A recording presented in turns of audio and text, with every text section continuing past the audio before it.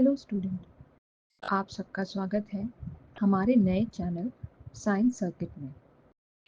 आज का हमारा टॉपिक है solid state. What is solid? Solid क्या है? A solid state is a state of matter with fixed mass, shape and volume। यानी सॉलिड वह है जिसमें उसका मास, उसका शेप और उसका वॉल्यूम क्या होता है? फिक्स होता है। Solid particles are closed pack. Solid particles क्या होते हैं? बहुत ही ज़्यादा क्लोज्ड पैक होते हैं। और इसका सबसे बड़ा कारण क्या है? The intermolecular distance between them. यानी कि जो इंटरमॉलिक्यूलर डिस्टेंस उनके बीच की होती है वो क्या होती है? वो बहुत ही शॉर्ट होती है। यानी दो सॉलिड पार्टिकल्स के बीच की डिस्टेंस कम होने की वजह से वो बहुत ज़्यादा क्लोजली पैक्ड होते हैं। और जब वो क्लोजली पैक्ड होते हैं तो उनके बीच क्या होता है? स्ट्रॉन्ग फोर्स ऑफ अट्रैक्शन होता है। इसी स्ट्रॉन्ग फोर्स ऑफ अट्रैक्शन के कारण ही सॉलिड पार्टिकल्स एक दूसरे को छोड़ के कभी जा नहीं पाते हैं। उनकी पोजीशन क्या होती है? फिक्स्ड हो जाती है। यही कारण है कि सॉलिड का मास, शेप और वॉल्यूम क्या होता है? फिक्स होता है। अब बात करते हैं कॉन्स्टिट्यूएंट पार्टिकल्स की। अब वो क्या है? वो है एटम, मॉलिक्यूल और आयन। यानी सॉलिड या तो एटम का बना होगा, मॉलिक्यूल का बना होगा या आयन का बना होगा। और एटम, मॉलिक्यूल और आयन, इनकी पोजीशन भी क्या होगी सॉलिड में? वो फिक्स होगी। और वो या तो ऑसिलेट करेंगे या तो वाइब्रेट करेंगे अपनी ही उसी फिक्स्ड पोजीशन पर। जब वो ऑसिलेट करेंगे या वाइब्रेट करेंगे तो उन पार्टिकल्स के बीच में क्या होगा? Strong force of attraction develop होगा। और जब strong force of attraction develop होगा तो वो बहुत ज़्यादा क्लोजली पैक रहेंगे। अगली बात है कि solids are rigid and they are not compressed easily. यानी सॉलिड क्या होते हैं? बहुत ही कठोर होते हैं। हम सॉलिड को आसानी से कंप्रेस नहीं कर पाते हैं। जैसे कि आप जानते हैं कि आपने आसपास अपनी बहुत सारी चीज़ों को देखा होगा कि मैक्सिमम चीज़ें सॉलिड ही होती हैं। इवन जब कभी आप इस वीडियो को अपने लैपटॉप में देखेंगे या इवन फ़ोन में भी देखेंगे तो वो भी क्या है? वो भी सॉलिड ही है। टाइप्स ऑफ सॉलिड, यानी सॉलिड कितने तरह का होता है? सॉलिड बेसिकली दो तरह का होता है, crystalline solid and amorphous solid. Crystalline solid जिसको हम कहते हैं true solid. Crystalline solids have highly ordered and repeating three-dimensional atomic structure। यानी क्रिस्टलाइन सॉलिड क्या होता है? बेसिकली वो हाईली ऑर्डर्ड होता है। जैसे कि आप उसके पार्टिकल्स देख रहे हैं क्रिस्टलाइन सॉलिड के, कि वो जो भी पार्टिकल्स अरेंज हैं वो एक सीधी लाइन में अरेंज हैं और बार बार यूनिट्स उसकी क्या होती है? रिपीट होती रहती है। आप उनके पार्टिकल्स में कहीं से भी कोई भी लाइन खींचेंगे तो वो स्ट्रेट लाइन ही दिखाई देगी। इसीलिए वो क्या कहलाते हैं? क्रिस्टलाइन सॉलिड कहलाते हैं। और उसका एग्जाम्पल है टेबल सॉल्ट। अब बात करते हैं amorphous solid.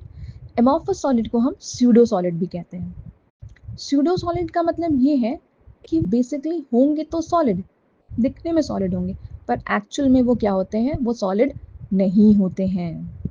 Amorphous solids lack a long range order in their atomic structure and have a disordered arrangement of atoms। जैसे कि आप एमॉर्फस सॉलिड के पार्टिकल्स स्ट्रक्चर से देख सकते हैं कि जो भी पार्टिकल्स का अरेंजमेंट है वो बहुत ही डिसऑर्डर्ड है, एकदम रैंडम तरीके से अरेंजमेंट है। आप चाह कर के भी उन पार्टिकल्स के बीच में कोई स्ट्रेट लाइन ड्रॉ नहीं कर पाएंगे। यही कारण है कि उनका जो स्ट्रक्चर होता है वो क्या होता है? डिसऑर्डर्ड होता है। और एग्जाम्पल में आप सबकी फेवरेट कॉटन कैंडी है। और ये मैं जानती हूँ कि आप सभी ने कॉटन कैंडी तो ज़रूर खाई होगी।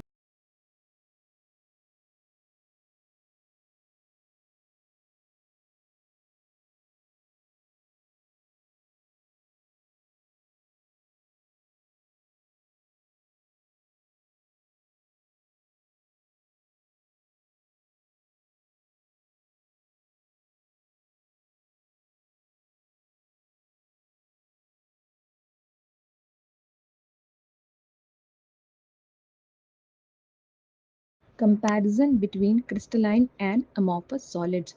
अब हम ये जानेंगे कि अमॉर्फस सॉलिड और क्रिस्टलाइन सॉलिड में क्या डिफरेंस होता है। यहाँ पे कुछ पैरामीटर्स हैं। तो पहला है रिपीटिंग यूनिट्स। अमॉर्फस सॉलिड की रिपीटिंग यूनिट्स इरेगुलर होती हैं पर क्रिस्टलाइन सॉलिड की रिपीटिंग यूनिट्स रेगुलर होती हैं। ज्योमेट्रिकल शेप, एमॉर्फस सॉलिड में कोई भी शेप फिक्स नहीं होता, पर क्रिस्टलाइन सॉलिड का शेप भी फिक्स होता है और वो फिक्स शेप में एग्जिस्ट भी करते हैं। मेल्टिंग पॉइंट, एमॉर्फस सॉलिड का मेल्टिंग पॉइंट डेफिनेट नहीं होता। डेफिनेट नहीं होने से मीनिंग है कि यदि हम किसी भी एमॉर्फस सॉलिड को हीट प्रोवाइड करेंगे तो पहले वो सॉफ्ट होगा, देन वो मेल्ट होना स्टार्ट होगा। तो क्रिस्टलाइन सॉलिड में ऐसा नहीं होता। क्रिस्टलाइन सॉलिड का मेल्टिंग पॉइंट जो होता है वो शार्प होता है। किसी भी क्रिस्टलाइन सॉलिड का यदि मेल्टिंग पॉइंट 100 डिग्री सेल्सियस है तो वो 200 डिग्री सेल्सियस पर ही मेल्ट होना स्टार्ट होगा। केमिकल नेचर, एमॉर्फस सॉलिड का केमिकल नेचर होता है आइसोट्रॉपिक। आइसोट्रॉपिक से मीनिंग ये है कि अगर हम एमॉर्फस सॉलिड में जो भी एटम है, अगर हम उसके पैटर्न को कहीं से भी मेजर करेंगे, यानी कि लेफ्ट टू राइट हो या टॉप टू बॉटम हो, तो एकदम जो भी रिजल्ट उसका आएगा वो सेम आएगा। वहीं क्रिस्टलाइन सॉलिड का केमिकल नेचर कैसा होता है, एन आइसोट्रॉपिक, यानी अगर हम क्रिस्टलाइन सॉलिड को लेफ्ट टू राइट या टॉप टू बॉटम कहीं पे भी मेजर करेंगे तो जो भी उसका रिजल्ट आएगा वो कैसा होगा, वो इक्वली नहीं होगा।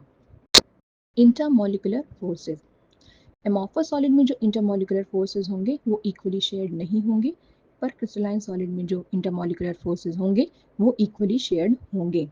फिजिकल नेचर, एमॉर्फस सॉलिड का नेचर जो होता है वो स्यूडो सॉलिड्स होता है, यानी कि स्यूडो सॉलिड से मतलब ये है कि वो होंगे तो क्या सॉलिड, पर एक्चुअल में वो क्या होते हैं, सुपर कूल्ड लिक्विड होते हैं।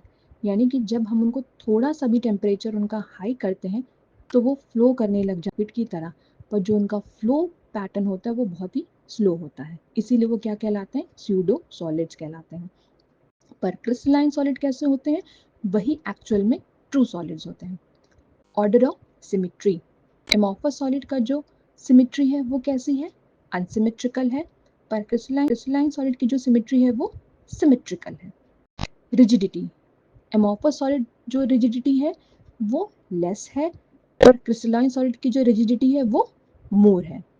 Order, amorphous solid short order range को फॉलो करते हैं, यानी उनका पैटर्न फिक्स नहीं होता, तो थोड़े समय ही किसी पे फॉलो करते हैं, बाद में वो पैटर्न्स को ब्रेक करते हैं।